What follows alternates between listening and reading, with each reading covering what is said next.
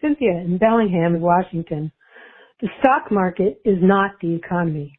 Its value is mostly made up of the top 50 corporations. Main Street is full of clothes signs. And the evictions and bankruptcies are just beginning. Joe Biden has been successful at inheriting another Republican recession. Vote Joe Biden. Save America.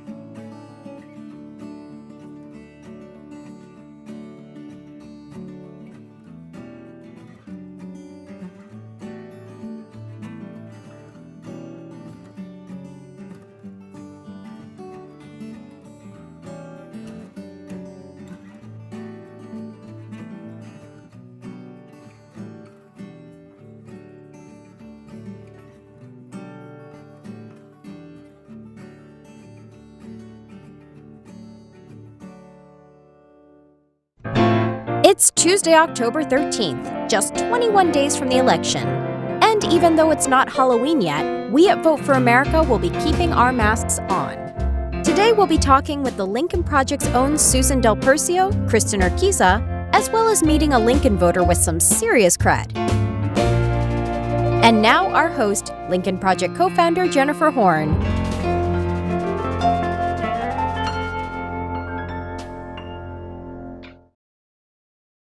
And welcome back to the LPTV and Vote for America. I'm sorry I'm getting a little confused as I'm chatting because I'm seeing the wrong the wrong thing on the screen. Welcome to LPTV and Vote for America. We're really happy that you're joining us here today, where it's our goal to make sure that you have all the information that you need to make your voice heard in this election. We have a full show for you today. We're going to start by talking a little bit about voter registration and sharing some new information with you that we think is important because, of course, if you're not registered, you cannot vote. So here are some new deadlines for voter registration that are coming up. If you live in Washington, D.C., in Kansas, or in Maryland, the deadline is on the 13th. I'm going to hope that Jeremy will give me the deadline for Minnesota and New Jersey because they're hidden on my screen right now. I don't, is it October 14th for those dates? No, still the 13th, Oregon, Virginia, and West Virginia also on the 13th. You can see Wisconsin and Nebraska have deadlines for voter registration coming up as well. But if you live in Virginia in particular, That's the important one that we want to make sure that you know a little bit about, because this morning the online voter registration portal in the state of Virginia crashed and voters were not able to access it. The last we checked on it, it was supposed to be up and running by now, by midday. But if it's not, you can print out your voter registration form from the website. And then I recommend that you drive it to the post office so that it is postmarked by today, or you can hand deliver it to your Board of Elections. I suspect that there is a post office closer to you than your local Board of Elections. So if you're in the state of Virginia, the portal for online registration crashed in your state this morning. If it is not back up and running yet, you can print off your form, drive it to the post office, and make sure they know it needs to be postmarked by today. Because of course, if you are not registered, you cannot vote. So this is the important first step for everybody. There's also voting starting in certain parts of the country. Voting has been underway, as you know, for a couple of weeks now, but early voting is up and running in Georgia and Kentucky, and coming up also in Texas, Tennessee, Tennessee is the 14th. North Carolina, give me another hint, Jeremy. North Carolina is what? So, so here's what's important. Georgia, Kentucky, and Texas are open now. Those next two states will be opening in the next day or two. Oregon, Washington, Massachusetts, Nevada, New Mexico, all of them will be up and running by the end of this week for voting. And we're going to figure out how to read our own graphics before we come on the air again. I promise you that. So make sure that if you are in any of those states, that you are prepared to vote, that you have a plan, that you know when and where and how it's going to happen. And you can always go to vote.org. Vote.org. You can find out if you're registered. You can find out when voting takes place in your state, and everything else that you need to know is at vote.org. So we recommend highly that you check that out. So thank you very much for that. And here's I just think a great a great photo that I wanted to share with you. Voting opened up in Georgia just a day or two ago. Here's a picture of Marietta, Georgia. This is, I just think, an amazing sight to see for several reasons. The first being this overwhelming desire and dedication to vote this year. So many people are committed. They know how important this election is. Across the country, everyone is so engaged. It warms my heart to see that many people get online to vote. Please make sure that you're one of them before Election Day arrives, or certainly by Election Day, depending on where you live. But the other thing that's discouraging about that is realizing that there is this concerted effort underway, whether they're willing to acknowledge it publicly or not, from some people to try to suppress the vote. There are states that are decreasing the number of places where you can vote. There are states where they're making it more and more difficult to vote for various reasons and in various ways. And when you see a picture like this, please do not be discouraged. Don't think that you just don't have time. I can't get on a line like that. It's so important. Look at this picture as an optimistic, as encouragement, as optimism, that there are that many people out there who understand, like you and I do, how important this is, and that you get out there and get online and get it done no matter what it takes. So that's our information for you today on voting registration and voting itself. And I also want to share another little story with you of my own. We talk on this show a lot about misinformation and knowing how to distinguish between the truth and a distraction, or the truth and an intentional falsehood. I noticed on my Facebook feed yesterday a particular picture of Joe Biden and Dr. Jill Biden at an event where the vice president was on his knee and Dr. Biden was standing up. And it was being pushed all over Facebook. I saw it on numerous pages of my friends saying, can you believe that Joe Biden took a knee during the national anthem? Is this the kind of guy that we want leading our country? And of course, I just knew instinctively when I looked at it that this is not right. Joe Biden would not take a knee during the national anthem, regardless of all the political, pieces to that, the argument about who does and doesn't take a knee. But all I did was go on Google literally and type in, did Joe Biden take a knee during the national anthem? And immediately the story came up that this picture was being pushed with this false caption around Facebook. And I don't know if we've shown it yet. If we have it, you all can see it here. You may have seen it on your Facebook feed as well. And the story is that he was at an event, I believe, for Haitian Americans, and a photographer, someone asked to get a picture of him with the performers who are shown behind him, and asked him to kneel so that both he and the performers could be seen clearly in the photo. Joe Biden didn't take a knee during the national anthem. I suspect that thousands, if not millions, of Americans have seen this get pushed around Facebook, and not only seen it and accepted it, but went on and shared it without making any effort whatsoever to figure out what it meant and what was true and what wasn't true. It's so important that we all take responsibility for ourselves in this effort. You need to seek out the truth, confirm what is true and what is not, and be one of those people that speaks up. And when you see something like that, just say, "Hey, this isn't right. Here's a link. Here's what the truth is." Which is what I did. I took the link, put it on my Facebook page, and said, "I see this picture going around a lot. Thought you all might be interested in what the truth was." It took me 30 seconds to figure it out, and unfortunately, not really to my surprise, I had a few people chime in and make comments on my page about, "Hey, Jennifer, have you become a Democrat now?" I'm a Republican. I'm the same Republican I've always been. My positions on the issues haven't changed, including the issue of truth. What is it about saying, "Hey, there's this false message going around, and I thought you all might appreciate knowing what the truth is"? What does that have to do with being a Republican, a Democrat, a libertarian, an independent, or whatever? The truth matters. The truth has value. It's so important. I hope you all will join us here at Vote for America and try to be a voice for the truth whenever you see the opportunity to do so. So that's my misinformation story of the day. And I need Jeremy, because you sent me a little message at the last second as we came on the air, and I just didn't catch it all. Where are we going, Jeremy? I think our first guest is running a little bit behind. Say it again. Oh, we're great. And she's ready to go.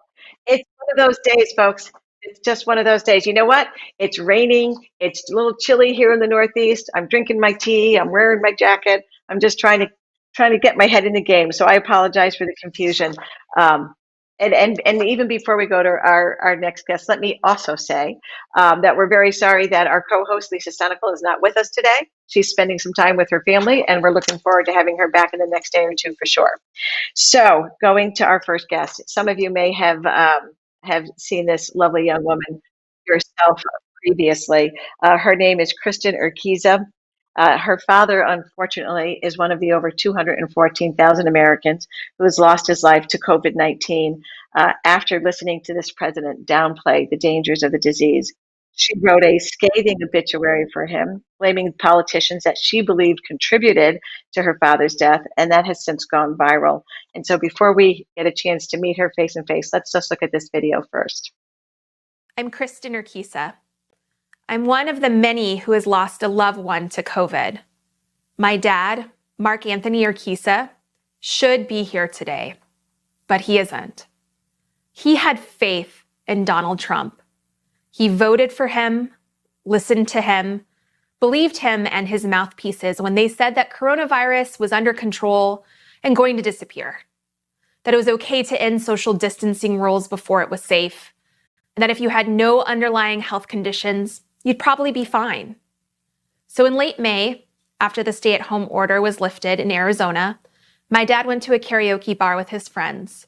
A few weeks later, he was put on a ventilator.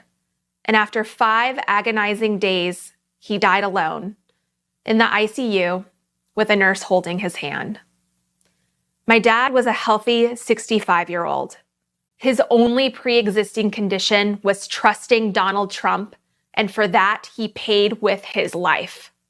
One of the last things that my father said to me was that he felt betrayed by the likes of Donald Trump. And so when I cast my vote for Joe Biden, I will do it for my dad. And now we're very happy to welcome Kristin Urquiza to the show today. Thanks for having me. Kristin, how are you? It's great to have you, Kristin. I'm so sorry. I'm so sorry for your loss. How are you and your mom holding up? Taking a day at a time. I just got off the phone with her, and today is a better day than some days, but it's hard. It's a COVID death. In many cases, is incredibly sudden, and my whole family is still shocked well, to wrap our heads around that my dad's gone. I can't imagine. It's never easy, but under these circumstances, I honestly, I just can't imagine. We're so sorry for your loss. Tell us a little bit about your dad. Just tell us what kind of guy was he? What did he enjoy? What was life like with your dad around? My dad was a ton of fun. Like, he really was the life of the party. He loved family, community, bringing people together to celebrate a birthday or a wedding or even just a baseball game. My dad was the kind of guy that you love to have around. And he was also incredibly generous with his time. He was the guy that you would call at the last minute if you needed somebody to come help move a piece of furniture that was just a little bit too heavy, or do one of those little things that you just needed an extra helping hand to do. And that was my dad. I love it. Tell me, I guess one of the things I'm wondering about for you, you wrote this obituary, which was made no bones about what you thought, who you thought was to blame for your dad passing away the way that he did. Um, what must it have felt like for you when you saw and heard some of these tapes from Bob Woodward's book that made it clear to all of us that the president wasn't just confused or incompetent, that he was fully informed, that he knew and understood the dangers that we all faced and still sent the message out that your dad trusted? Yeah, it was hard. That whole week of just hearing those tapes, and everyone who's contracted the virus, everyone who's lost a loved one for the virus felt slighted, and including too the healthcare workers that are on the front lines that are putting their lives at risk day in and day out to help people. For me, I was crushed because it further solidified the truth that my dad was led astray and he passed away for no good reason. And he had trusted the president. He believed in him. He was a supporter of him. And I just felt so terrible for my dad being so betrayed by somebody that he had trusted and whose job it was to keep us safe. You did a beautiful job speaking to the DNC, Kristin. I think your story really touched a lot of people. You also had the opportunity, kind of in follow up to that, to attend the first presidential debate where Joe Biden and Donald Trump were on the stage together. And we have since learned after that debate that the president arrived late and was not tested for the COVID like everyone else in the room was supposed to have been. And obviously, subsequently, that the president had contracted the coronavirus and was, likely infected at that time. How did that impact you and the others in the room there? Have you been tested yourself? What happened? What was the follow up for the other folks who attended the debate that evening? It's a total debacle. First and foremost, we were told and confirmed multiple times that every single person in that room would have just taken a COVID negative test. So for the president to completely disregard that and put the health and well-being of myself, the other attendees, but also the construction crew, the janitors, everybody in that building at risk, was appalling. For me personally, the thing that was the hardest to swallow was seeing the impact of that on my mother. As soon as she learned that the president was COVID positive, that he probably knew that he or others in his inner circle were, and disregarded those roles, my mother cried just like she cried whenever my dad died. And because the thing that went through her head was, I lost Mark and now I'm going to lose Kristin. And that nearly caused me to like break. It was so terrible, seeing her pain and agony.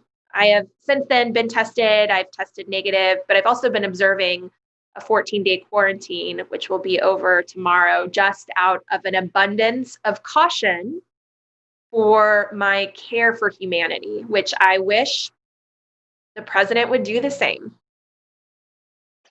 Yeah, it's always the hardest thing when we go through these terrible times is seeing the impact that it has on the people that we love the most. You know, you've seen it in your mom's face and her concern for you, and I think for a lot of Americans, you know, it's 215,000 who have lost their lives, but for a lot of Americans, it's seeing and carrying the pain of others. You know, that has been a big part of this experience. So, Kristin, what would you tell others at this point? Whether it's a warning about COVID or your loved ones or the future, you know, what if you had the chance just to look at the camera and tell the entire country one thing, what would it be? I mean, part of the reason why I've been so outspoken and launching the organization I did, marked by COVID, to help others is because I never wanted anybody else to feel the way that I felt when my dad got sick and watching him suffer and die alone. It was the worst pain and agony I've ever experienced. And I walked away from that saying, I would not wish this upon my worst enemy.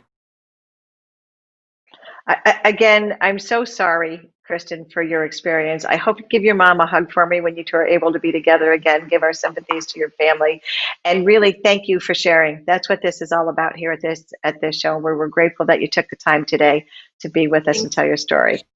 Yeah, thank you. Thank you so much. Thank you. So that's Kristin Urquiza. You may have seen her. Again, she was spoke at the DNC, lost her dad, unfortunately, to the coronavirus.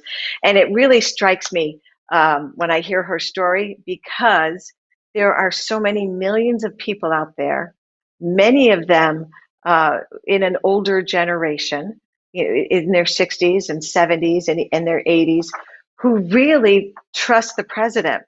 And whenever I hear, when I heard Kristin talk about how devastating this was to her dad because he trusted the president, he went out after the restrictions were lifted because the president said it was okay. And I just think about, there was a time when as a nation, we just trusted our presidents. Even if we didn't vote for them, if we didn't agree with them, it would never cross our minds that we could have a president of the United States that would make a conscious, informed decision that would put essentially the entire population at risk. This is unlike any other time in the history of our country. So I'm grateful that Kristin shared her story with us today. And I hope that all of you will join me in just reminding the people we care about the most to wear a mask. Be smart, take those common sense precautions. There are little things that we can do to make the world a better place, and that's one of them. So I just want to remind you all as well, before we go to our first break, we want to answer your questions. We want to bring guests that we know are going to be interesting to you and engaging in the conversation that is most important to you as we approach this election. So we want to give you a chance to make your voices heard as well. You can do that on social media by using the hashtag #AskVoteForAmerica. We are always love to get your voicemails, to hear from you by phone, by email.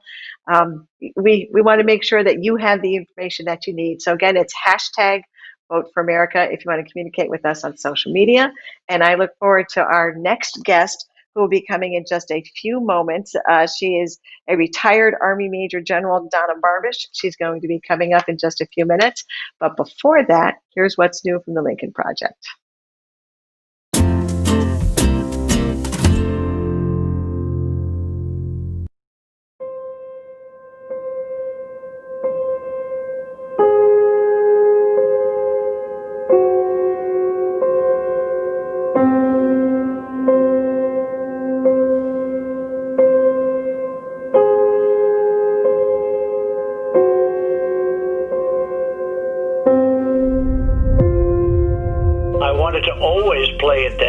I still like playing it down. President Trump blaming blue states for the country's coronavirus death toll. They are dying. That's true. It is what it is.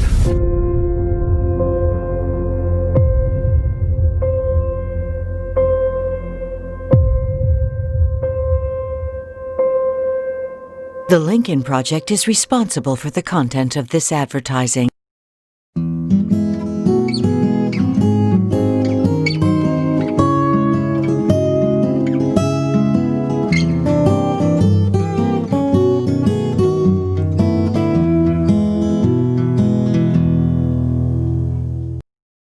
Thank you, Mr. President, for taking off the mask. Thank you. There won't be a transfer. For threatening America with violence when you lose. Stand back and stand by. Demanding only your votes are counted. For trying to rig this election and intimidate voters. For embracing the tactics of the tyrants you admire. For trying to use those tactics against the American people.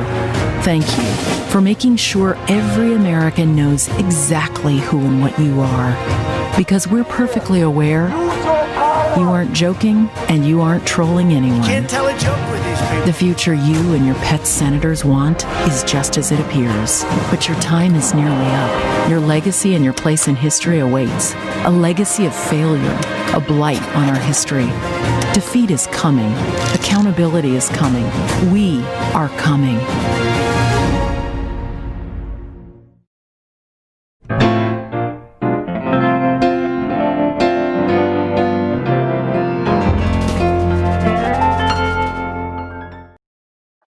And welcome back to Vote for America on LPTV. We are so happy that you're with us today.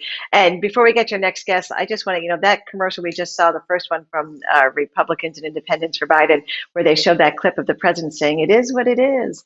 Let's remember that was in response to a question about the death toll, the growing death toll of Americans from the coronavirus. And his answer, "It is what it is." After having that conversation that we just had with Kristin Urquiza and her dad, every time I see that link, that I'm going to think of her and her father again. Every time I see that clip, it is what it is. Well, it is our families, our fathers, our mothers, our grandparents, our loved ones. That's what and who it is. And it's up to us to make sure that we don't let anybody in our country forget that between now and Election Day. I'm very happy and honored to have our next guest with us today. I know that you will be as well. Donna Barbisch was a lifelong Republican until Donald Trump ran in 2016. She's also quite impressively a retired Army Major General, highly decorated, and a nurse until her career evolved to military planning with a focus on bioterrorism and pandemics. I'm so pleased to have her with us here. Thank you so much for being here, Major General retired Donna Barbisch. How are you today, Donna? Thank you so much for joining us. Oh, my pleasure. I'm fine. How are you? I'm terrific. And let me just start, please, by saying thank you so much for your service. I can't talk to you without starting there. To all who have served, we're so grateful, and I appreciate all that you've given our country as well. Well, it was my pleasure. It certainly was good to me, and I think the military is a great part of America. It's part of me. Terrific. So you're here today to share a little bit of your story about not really being a supporter of Donald Trump and why. I know that you have a story about a trip that you took to Hong Kong, but can I start maybe take a step back from there, and let's start, because you have not, you did not support the president, I think, from the beginning, from 2016. Can you just give us kind of, what is the nutshell story of why Donald Trump was not your candidate in spite being a lifelong Republican? Well, Donald Trump demonstrated his personality traits well before he ran for president. And I believe that while anyone can grow up to be president in these United States, I think that it should be somebody that's ethical, that has good values, smart, somebody that is really out there for the people and not for themselves. And I think the history that he brought with him, his business tactics and so on, pretty well spoke for themselves. He was also a bully, and I have a real aversion to somebody that's a bully, somebody that takes their power and tries to use it against people. So I saw those qualities, and I was not a fan at all, and I decided I had to vote with my feet. And I think that you were not alone, certainly in 2016, but I think in 2020, you will see a much greater circle of friends and others around you who are going to join you in that as well. So let's start, Donna, talking a little bit about the trip. Early February, you took, I think, a cruise to Hong Kong. Can you share that with us and just what happened with that, how that turned out? Well, it was supposed to be to Hong Kong. We actually never got there. Started out in January 5th. I left the United States and sailed across the Pacific. Went through Hawaii and Micronesia. Got to Guam on February 2nd. And the pandemic was already in the news. We could already see that things were happening. And because of my background and my studies in pandemic planning, quarantine, isolation, that sort of thing, I was watching it with a great deal of interest.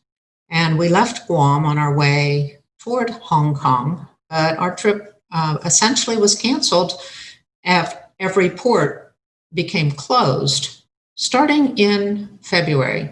So the fact that we didn't know anything in the United States, that really bothered me. We couldn't find a port. First, we canceled Hong Kong, then we looked at Taiwan, then Taiwan refused us.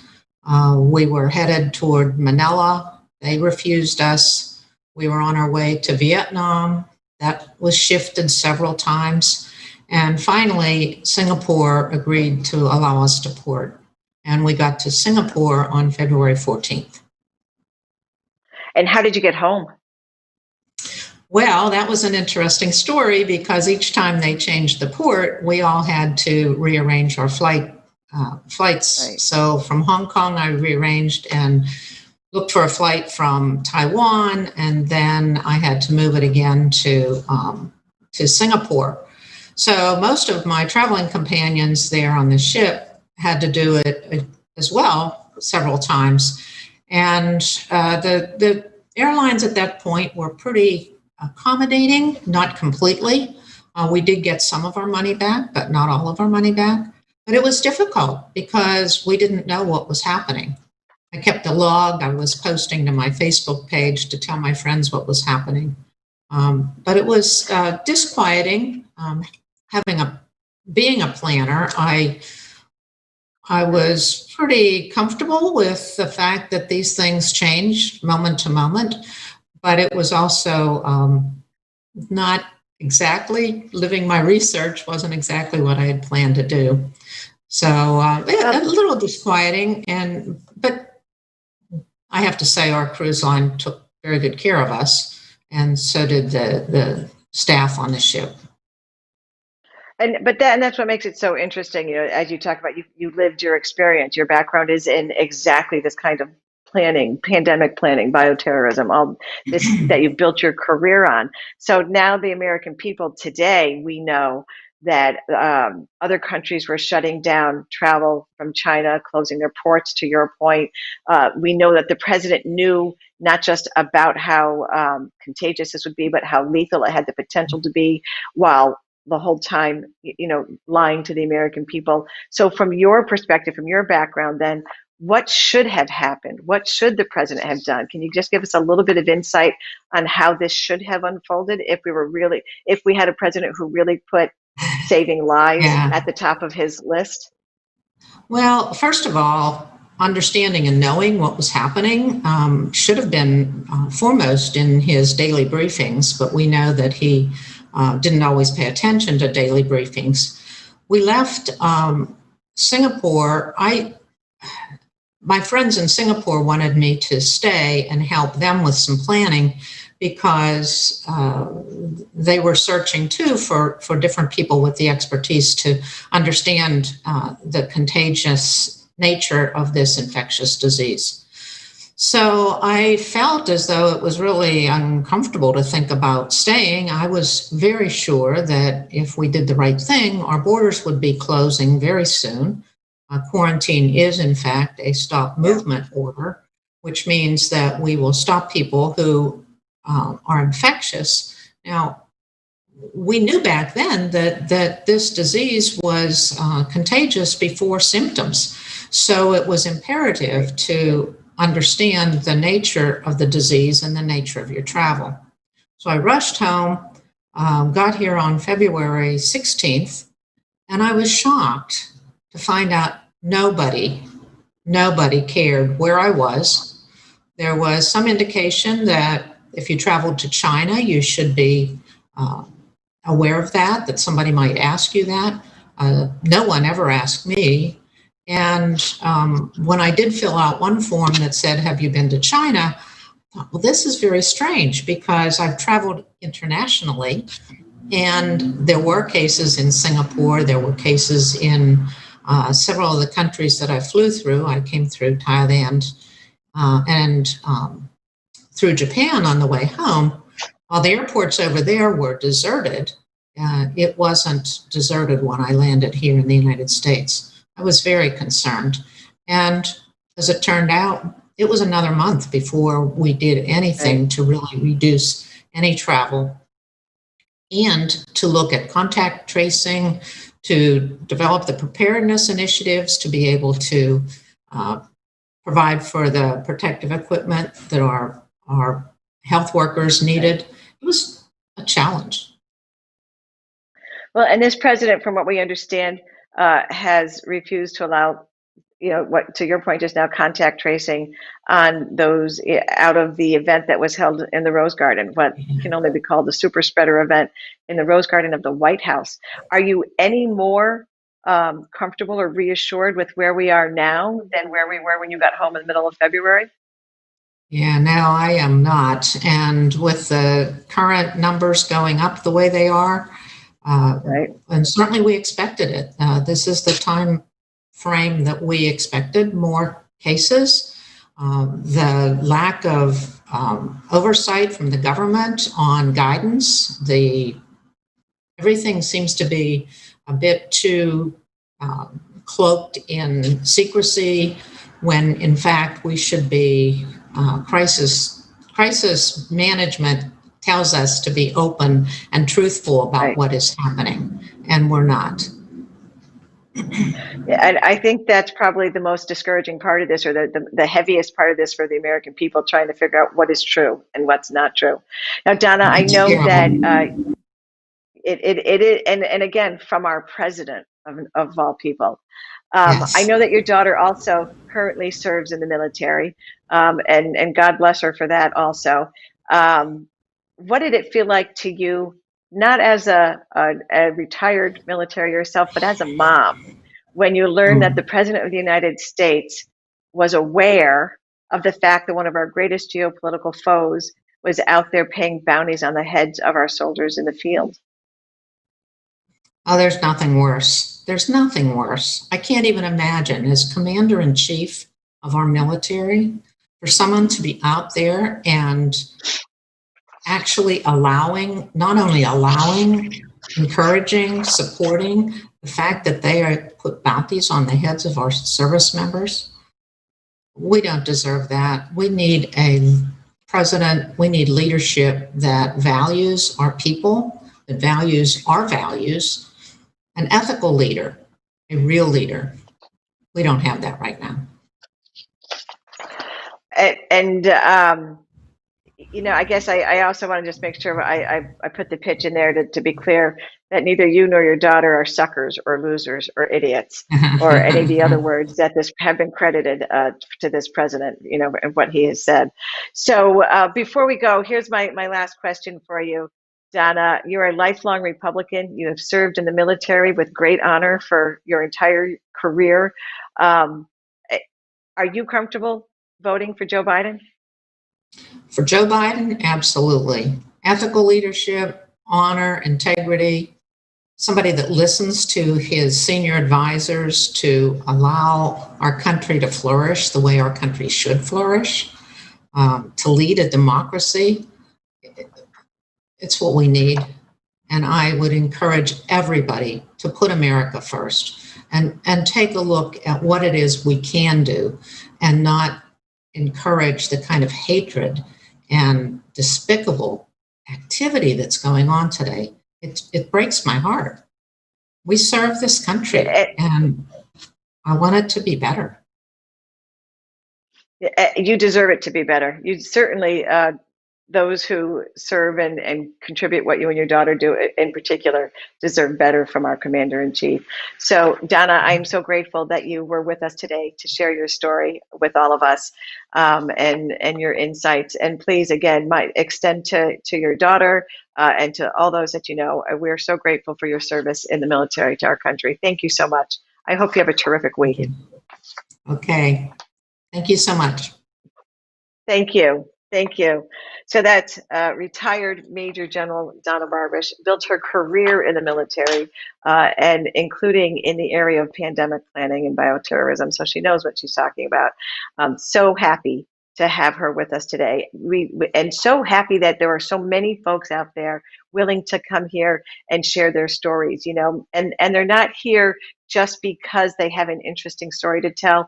They're here because they want you to hear what it is they have to say. They want to share with you what their experience has been and what it is that has led them to the point where they know that Donald Trump cannot be trusted to lead our nation, that Joe Biden can be. And we shared these stories with you. One, we hope that we can persuade you to join us. And if you're already on board, that you'll take these stories forward and share them with others and become part of our effort to get the message out there. We still have over 2 weeks ago before Election Day, lots of opportunity to make sure that people hear the good news, I guess, of the Lincoln Project before Election Day gets here, before they cast their ballots. And we want to know for sure that you're voting as well. Send us your pictures, post them on social media with the hashtag #AskVoteForAmerica. We want to see your pictures of you voting, of you dropping your ballot in the mailbox, of you standing online, however it is that you are making your voice heard. Our co-host Lisa Senecal is doing the same. She made sure before that we had her picture for today's show. So you can see where she said, "So exciting to vote for America." And this is, your opportunity. You can tweet your picture at us using that hashtag. And we hope that all of you will do that and engage with us as we go forward in these next few days. So let's see, just trying to keep up. We're going to take a quick break right now. And then we have our third guest coming up after the break, Susan Del Percio. She works with me here at the Lincoln Project. She is one of the really smart chicks, and I know you're going to enjoy that conversation. So here's a couple of messages from the Lincoln Project, and then we'll be right back.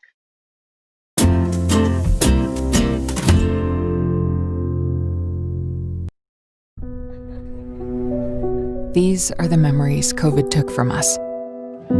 A child's birthday, time spent with friends, a first kiss, or the big day, a homecoming game on a cool fall evening, the first day of college, or a proud graduation. Dreams of starting a business and building a legacy, lifting our hearts in prayer and sharing our faith in God together. The blessing of a peaceful passing of an elderly parent surrounded by family. COVID has robbed America of so much. None of this had to happen. We have suffered needlessly because Trump is a fool, a liar, and a failure. Most countries stopped it. Trump refused. It's Trump's virus now, and before it's over, 1 million of us could die. What we've lost reminds us of the stakes this November. It truly is a choice, America or Trump. The Lincoln Project is responsible for the content of this advertising.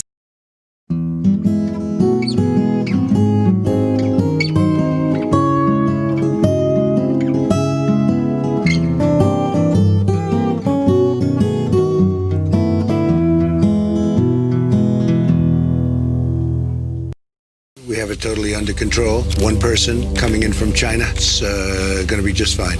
We have it very well under control. My administration will take all necessary steps to safeguard our citizens from this threat. A lot of people think that goes away in April. I think it's going to work out fine. We have it very much under control. We're very close to a vaccine. Because of all we've done, the risk to the American people remains very low. 15 within a couple of days is going to be down to close to zero. One day it's like a miracle. It will disappear. And this is their new hoax. deaths. Unfortunately, one person passed away overnight. You take a solid flu vaccine, you don't think that would have an impact or much of an impact on corona? Anybody that needs a test gets a test. It will go away. Just stay calm. I don't take responsibility at all. It's something that we have tremendous control over. We're not going to let the cure be worse than the problem. I hope we can do this by Easter. The CDC is advising the use of non-medical cloth face covering, so it's voluntary. You don't have to do it. Just minutes after a Fox News report on the demonstrations, the president began tweeting, "Liberate Minnesota, liberate Michigan, and liberate Virginia." And I see the disinfectant where it knocks it out. Is there a way we can do something like that by injection inside? Or this is going to go away? This is going to go away without a vaccine. We have met the moment and we have prevailed. Many of these people aren't very sick, but they still go down as a case. The virus is abating, dying out. The Chinese virus, Kung Flu, I have done a phenomenal job with it. The reason we have more cases than other countries is because our testing is so much. Kung Flu? I think that at some point that's going to sort of just disappear. We are likewise getting under control. We show cases, 99% of which are totally harmless. We want to get our schools open. Didn't listen to my experts. We have therapies and we have vaccines. You're losing a lot of lives by keeping things closed. So we're at about 135,000 and we'll be at somewhat higher than that by the time it ends. It will probably, unfortunately, get worse before it gets better. That's the way it is. That's the way it is. That's the way it is. That's the way it is. That's the way it is. The Lincoln Project is responsible for the content of this advertising.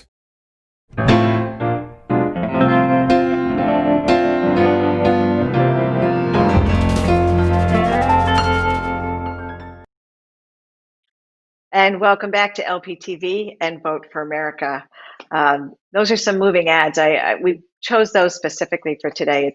It's so important. It's so important that we not forget where we started and where we are at this point. And that ad, actually, that first one that you saw, is a couple of months old. Tragically, those numbers have gotten much worse in the weeks since we put that out. We're up at over 214,000 Americans who have lost their lives, which is why it is so important that we continue to talk about this, that we not allow the president to try to distract us and think about, so it's China flu or whatever, foolishness he wants to bring forward. We have to remember what the truth is, and that it was the president and his decisions, his choices that have led us to where we are today. Over 214,000 American lives lost, unfortunately, so far to this pandemic. Very happy to welcome our next guest to the show today. She works with me here at the Lincoln Project. She is a Republican analyst, a commentator, and a senior advisor to us here. And as I said earlier, she's one of the smart chicks, and I really enjoy her. So happy to welcome Susan Dill Percio. How are you today, Susan? Great to be with you. Jennifer, it's so great to see you. Thank you for having me on. It's good to see you too. I'm really, really happy you could be with us today. You and I have been talking about getting you on to do this, and just great that it worked out, and that we're going to have a chance to kind of share your smarts with our viewers today as well. And let's start, that one of those commercials that we just ran about the history, the trajectory of this pandemic and the impact that it's had in our country.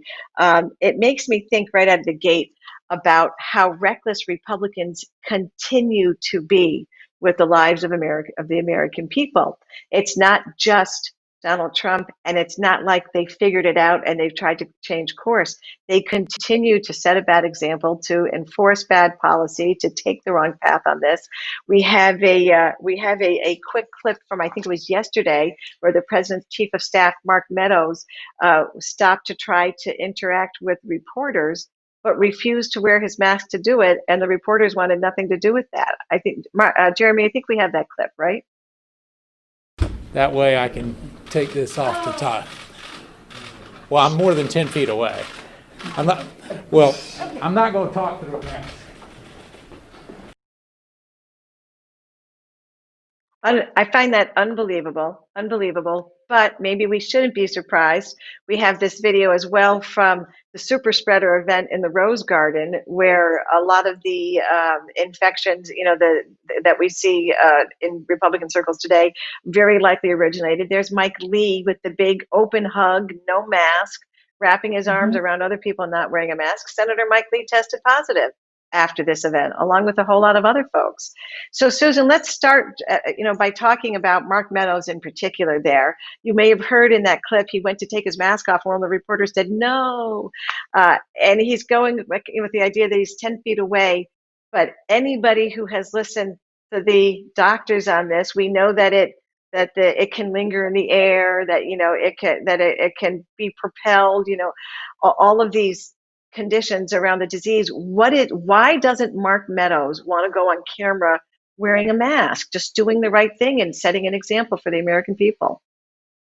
Well, think about it this way, Jennifer. Mark Meadows decided it was better to please his boss and project an image that he thought Donald Trump would be happy with versus the reporters there who were worried about their health and life. That is staggering. These reporters aren't just reporters, they're American citizens. This is the chief of staff to the President of the United States putting Americans at risk, and he does it frequently. We saw that they have no sense of what is the proper protocol. They don't care. And it keeps going back. I was listening to your show from the beginning, Jennifer, and what keeps coming back are numbers. Like, they're very concerned. Are they hitting the right numbers? And they're afraid to talk about other numbers. Let's face it, the president only moved on his reaction to the coronavirus because the numbers, the stock market went down. He doesn't care about you and I. He doesn't care about the American public as a whole. How else could he, again, going to Donna's segment, how else could he possibly be okay with bounties on American soldiers' heads? It's staggering. He has no empathy. He does not care about you. He does not care about me. And he cares nothing for anybody else, his supporters included. Well, and you use the word empathy. We all talk about empathy when we talk about the president and his lacking, what his failures are. It's interesting to me that in past cycles, whether or not the president had empathy or compassion, we barely spoke about as part of a campaign, because you just assumed it was there. You could see it because these, human beings care about other human beings. And this president, it just seems to so blatantly not only not care, but not care that we know that he doesn't care. That feels crazy to me. But we take it a step further and we see all of these Republican senators in the Rose Garden and at other places, so many people from that event, Kellyanne Conway and Hope Hicks and other staff at the White House, other members of the Senate have now tested positive, and yet they are still showing up. Mike Lee with, coming to the Senate hearings, Lindsey Graham, who has refused to even get tested. I don't understand. We know better. We know they know better, even if the president doesn't. What is up with this idea that Republicans can't do what is the right thing for the health and safety of themselves, even, much less of their community and the people they represent? I can't explain it. I've been working for Republicans for 30 years. I cannot explain it to you, Jennifer. I can try, but there's no excuse for it. They are simply worried about an audience of one. They care about what Donald Trump thinks. I think some of them also now look at it that the therapeutics have been advancing, which is not because of Donald Trump. It's because of tremendous scientists and doctors working around the clock, trying to help all of us, this country and the world, get through this. But maybe they think they could get the therapeutic that isn't available to you or I. They care only about themselves. Maybe their families are protected. But the message they send, and this is what's so heartbreaking, is that they don't care. They don't care about protecting people. That's their baseline job to their constituency. Make sure they're alive. And we have 215,000 people dead. That is astonishing. And I think that we see that number tick up and we can't truly appreciate what that means. In Washington, D.C., where there's a hot spot now, they now have 20,000 chairs lined up to symbolize the lives lost. Wow. It's staggering. Wow. And to hear you say that, I've said that number 3 or 4 times since just on this show alone, but to hear you say it back to me is really kind of hits. And it makes me so angry that we have, there are Republicans in Washington who could have held this president in check, who could have, forced a different path, who could be sending an honest and cautionary message, and they choose not to. I can't believe that they truly don't care about the lives of the American people. But what other conclusion can we come to? What else can we think? I thought that too, exactly. But after this, you can't come to any other conclusion, because if they did, they would speak out. And we all knew what Donald Trump was when he was campaigning, when he was elected, and through the last nearly 4 years. They too have seen it. They could have responded, those Republicans who could have changed the course of events in this country, by simply standing up for what is right, for standing up for American lives. That shouldn't be hard, for crying out loud. Right. And that's what is destroying me personally with looking at where the party has gone. And no, we have to get rid of Trump and all of his enablers, because they have shown they are just as despicable, in some ways worse than Donald Trump, because Donald Trump, that's who he is as a core. Most of these folks should know better, and they don't care. We know they know better, and they take this path anyway. So to your point, Susan, protecting the American lives should be number 1 at the top of the list of any member of Congress. Protecting American votes, I would think, would be right up there next to it. It's certainly a 1A to protecting our lives. And that's not what's happening anymore, or at least it's not what's happening right now. We've seen in Texas, Governor Abbott trying to decrease the number of ballot drop-off locations in some of the areas of the state where he knows the Democratic vote might be on the rise, so, going to be higher and greater than it will be on the Republican side. And now we've seen the Republican Party in California essentially admit that they are engaging in voter fraud by putting out fake drop-off boxes for people's votes, for people's ballots. There's no way those ballots get counted. And they're doing this intentionally. It's strategic for them. I don't know if I should ask you to reassure me about the election, that ballots will be counted, or to ask you what the heck has happened to our party. I don't know where to go with that story. I find it shocking on every level. Well, I'm going to choose that, since we're 3 weeks out, to go with the system does work. And I think that's the most important thing too. We could dissect our party in three weeks, and 22 days, 23 days. Right. But right now, we need to assure the American public that our voting, we have voter integrity in each and every state. There is a system in place. I understand that there is some concern about universal ballots. I get it. But this is what, again, it goes back to the numbers. What are we trying to do by having changing the dates to allow more people to vote early ballot voting in most of these states? We're trying to save people's lives so they don't have to stand on long lines and go inside to vote, because we shouldn't be encouraging it. It's been one of my long problems with the Republican Party. How voter suppression is everything we should be against as an American. And if our ideas aren't good enough, if our elected officials aren't good enough at representing the people that they're meant to, then they should be out. And we should have Republicans or Democrats or independents that represent the people. Now, what happened in California is a disgrace. That is truly voter fraud.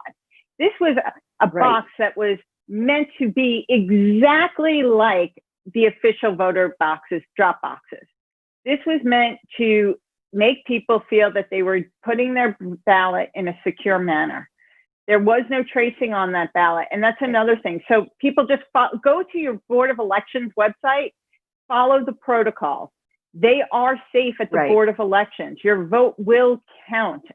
It may be hard. It may take some time to get them counted, but they will do their job. This is our most basic, fundamental right as an American, is our right to vote. And please have faith in it, and please go do it, and have a voting plan. If you can vote early, vote early. If you have to vote absentee, get the ballot, sign it, make sure you sign both envelopes, send it back. Right. And then if you have to vote on election day, go early, be prepared, socially distance, and stay safe. Yeah, and you make talking about voting and the reason, when you talk about if the Republicans should be able to make their case to win in a fair and honest election, we should be, as Republicans, we should be able to, enter that debate and come out winners on the other side. And if we can't, to your point, we don't deserve to win. We don't deserve to win that election.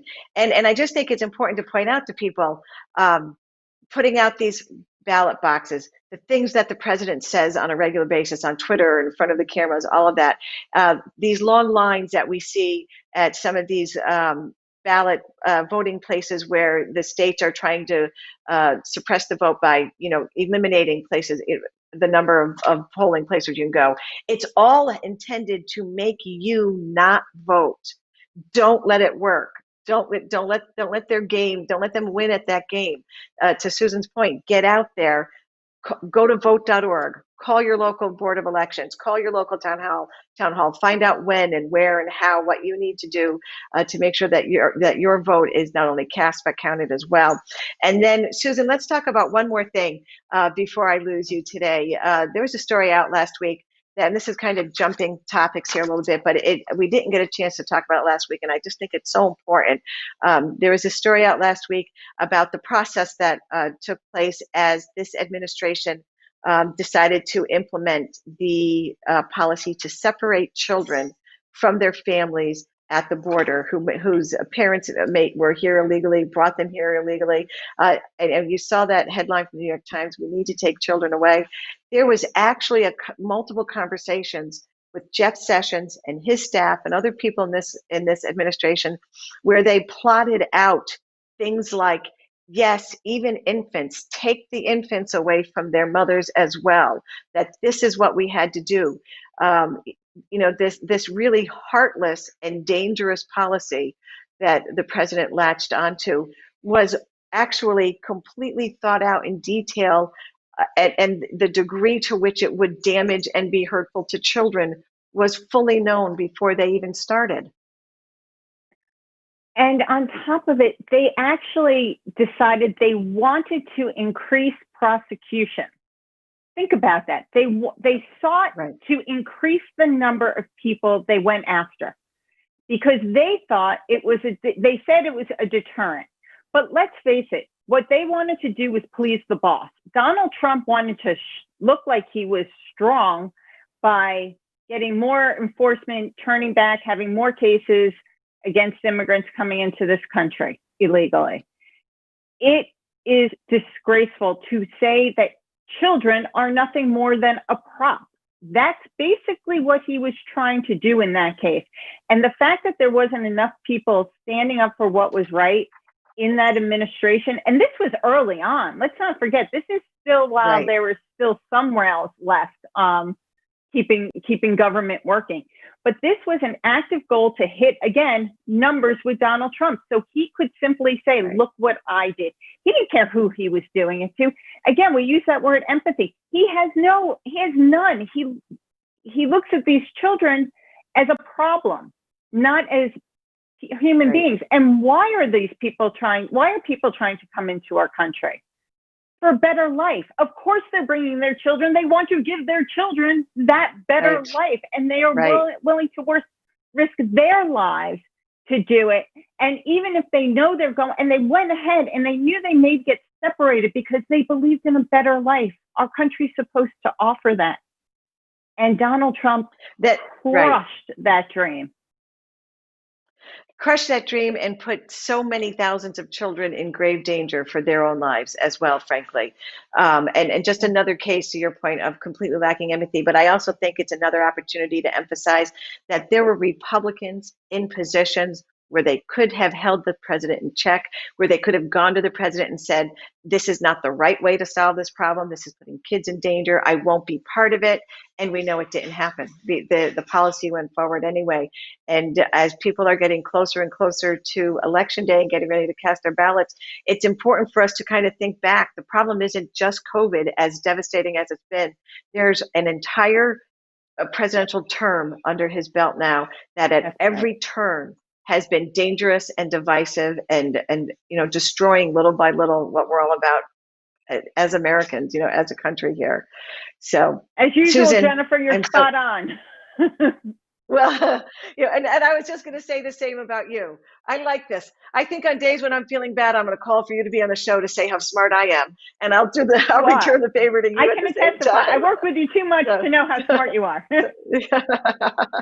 So, listen, great having you here, Susan. I really appreciate it. I appreciate your insight and everything that you bring. Susan Del Percio, she is a senior advisor to the Lincoln Project. Always good to have you, Susan. Have a great rest of the week. Thank you. You too. So, and I just think it's so important that we have people like Susan here. She's been, what I think is really, and I should have maybe brought this up a little more. What's really interesting about Susan is that she has spent decades working in the Republican Party. She knows Republicans. She knows the message. She knows the founding principles of our party. And so for someone like her to come forward and say, and she's made a living at helping get Republicans elected, so for someone like Susan to come forward and say, we cannot support this Republican president, we should not reelect him, I think carries a lot of weight, a lot of gravitas. So I'm happy that she was with us today as well. And so we're going to move on now to the most fun part of the show sometimes for us, and that is to hear from all of you. We just want to remind you that you can stay in touch with us on social media by using the hashtag #AskVoteForAmerica and voicemails and emails and all those great ways of communicating. And so we're going to start, I think, with the voicemail. Let's bring up the voicemail that we have first. Hi, I'm Christopher from Rochester, New York, and my question is, what can I do? I'm 16. I cannot vote. Not worried about the people around me supporting Trump. I'm scared for my future, and I'm powerless.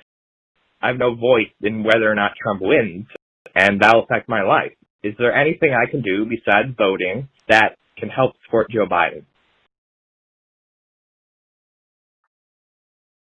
I just love that. As a mom who's got 5 children, including 4 sons, none of whom are 16 anymore, but I love hearing from this young man from Rochester because there's so much that you can do even before you reach voting age.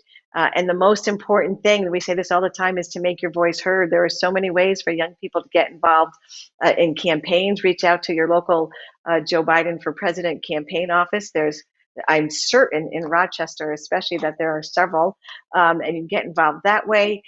But especially make your voice heard. Practice articulating your message in the best way you can, and then start sharing it on social media, in person. I think, what I always would encourage, especially young people who are interested and engaged and they want to be part of this process, remember that being angry and calling names and blaming is not persuasive.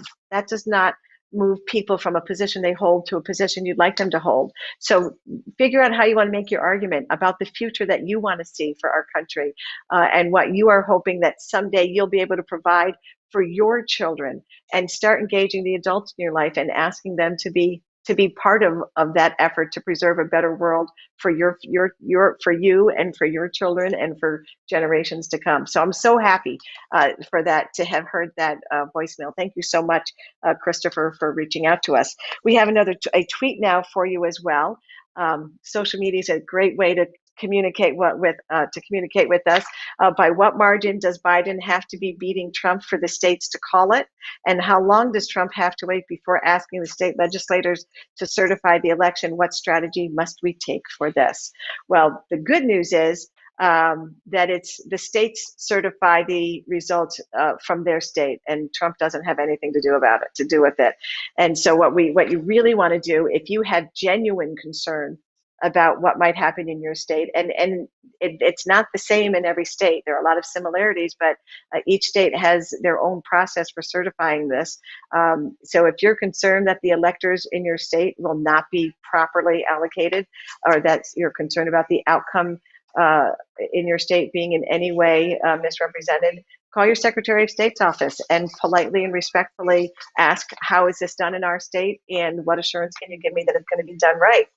It always helps. Or a letter to the editor, or an op-ed in your local paper, just expressing your concern and how important it is that we maintain the integrity of our elections, and how important it is to your state in particular. You can make your voice heard in that. There was another part of that that tweet as well. What was the other part of? Oh, here's our second tweet coming up then. Let's see, can states ban Trump rallies now that he has COVID? Yeah, they can actually, not necessarily because specifically he has had COVID, but the states get to implement their own restrictions for this state. It's different state by state. If your state has a rule in place about how many people can come together in one place, you would think they would be able to ban rallies as well. I think the argument is being made by some that political rallies and protests need to be treated the same. There are some states that have allowed large protests as a form of political speech, and so they may also be allowing Trump rallies under the same argument. So it seems like they should be able to, not because he's had COVID, but because of COVID restrictions in general. But at the same time, it's political speech, and that is protected under the Constitution. So again, state by state, they're making their decisions as they go. Thank you all so much for participating in that. We love hearing from you. We want this show to be about you and getting you answers to the questions that you have, and making sure that you have information and stories and tools to be part of the effort to persuade as many Americans as possible to join us in this very important effort, that we vote not just against Donald Trump, but that we vote for Joe Biden as well. And that's pretty much a wrap for today. I've missed having Lisa here. I'm sure all of you have too. I look forward to having her back. I want to thank our guests, Donna Barbisch and Kristin Urquiza and Susan Del Percio. They're always grateful for people who are willing to come here and share their story with us. And we just want to remind you again that there are a lot of states open right now for voting. You may be in one. It may be in one of them. We're going to bring that graphic up one more time to show you all the states that have either open voting now or will be very much in the near future. Georgia is open today. Kentucky, Texas, Tennessee, North Carolina. There's a page 2 here, I know. Oregon, Washington. Oregon on the 15th, Washington on the 16th, Massachusetts, Nevada, New Mexico on the 17th. All of these states, by the end of this week, you will be able to vote.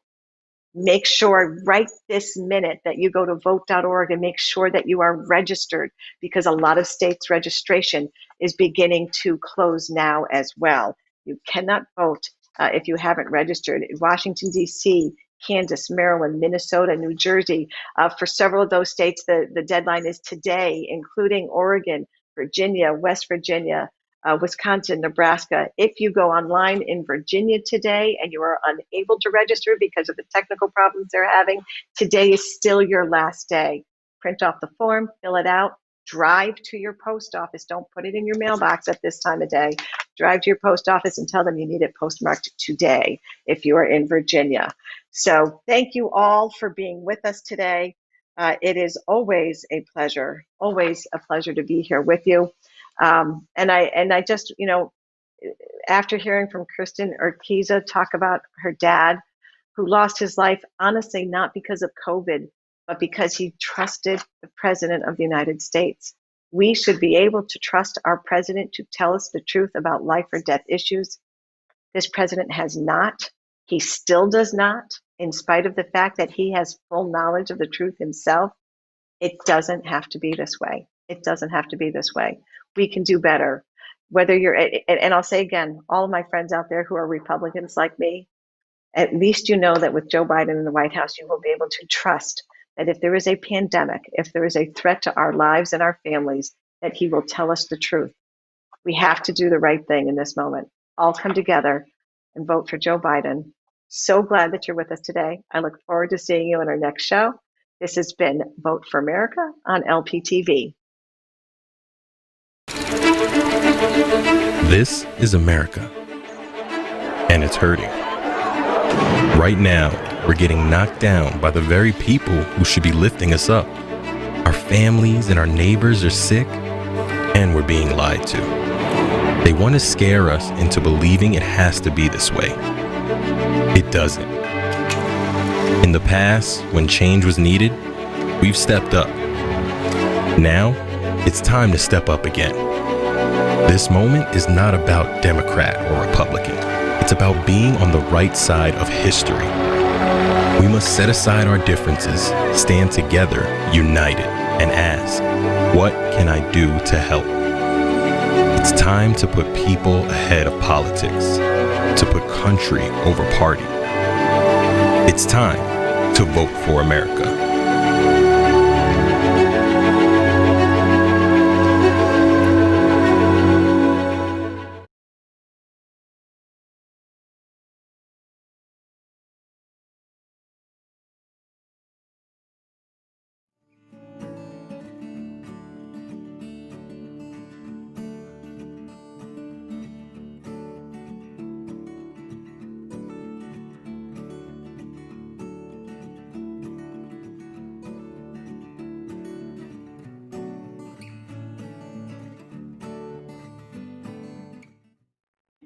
Cynthia in Bellingham, Washington.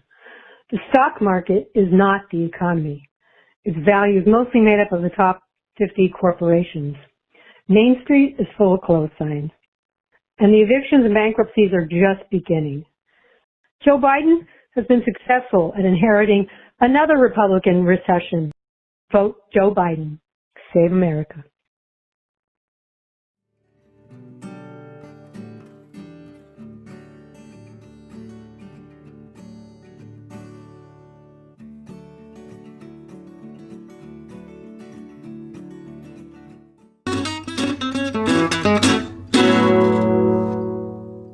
Mike, why don't we start with you to run through the trends we're seeing on the national map that voters should be watching? Let's just do a battleground update. Sure. From the 30,000 foot level, the battlefield map continues to expand. You're now seeing states like Georgia move into a very competitive position for Joe Biden, who just a couple months ago was in probably a -2 position on the rolling averages, is now in a +2 position. So let me say that again. Joe Biden is +2 in Georgia. Texas, we might need to talk a little bit about Texas on this podcast. Rick and I have been banting about quite a bit over the past few days. Texas is in contention, folks. It's a real thing. I'm not saying that there's a probability that Biden wins, but the possibilities keep getting better. Iowa moves into contention. Ohio is starting to move outside the margin of error. So, look, there are no states that seem to be moving in the pro-Trump direction at this point. And while Biden is not really putting a whole lot of the battlefield seats or states away, the more that come into contention, the more the probability becomes more difficult for Donald Trump, because he has to win all of these states that he won before in 2016 and pull the inside straight that he pulled back in 2016 as well. So he's fighting on multi fronts, a lot of fronts. Lots of fronts. Thanks. and the numbers and the base support levels from his core constituencies seem to continue to deteriorate. We could talk a little bit about the who, what, whys, where's, and when's, but from 30,000 foot level, more states in play, margins getting bigger in some of these red states for Biden, close races still in the battlegrounds, Great Lakes, Rust Belt states, and then Florida.